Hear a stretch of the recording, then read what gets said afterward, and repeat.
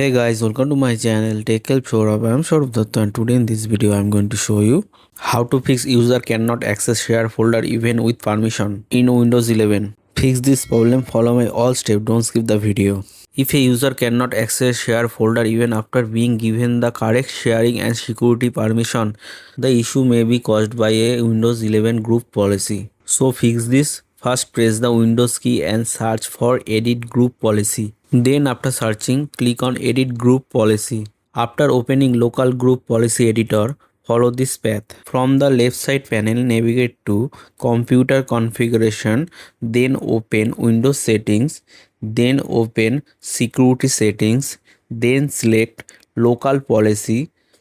Finally click on security option. Then find the required security settings. Now on the right side look for Microsoft Network Client Digitally Signed Communication Always.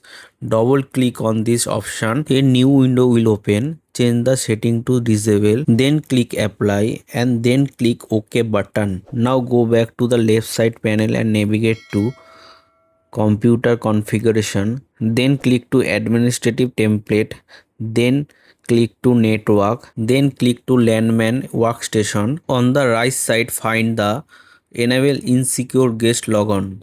Double click on it, select enable, then click to apply, after that OK button.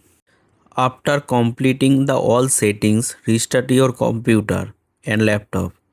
Once the computer and laptop has restarted, try accessing the share folder again. For security reason, use these settings only on trusted private network. That's it, your share folder should now be accessible. If this video helped you, please like, share and subscribe for more Windows troubleshooting tips.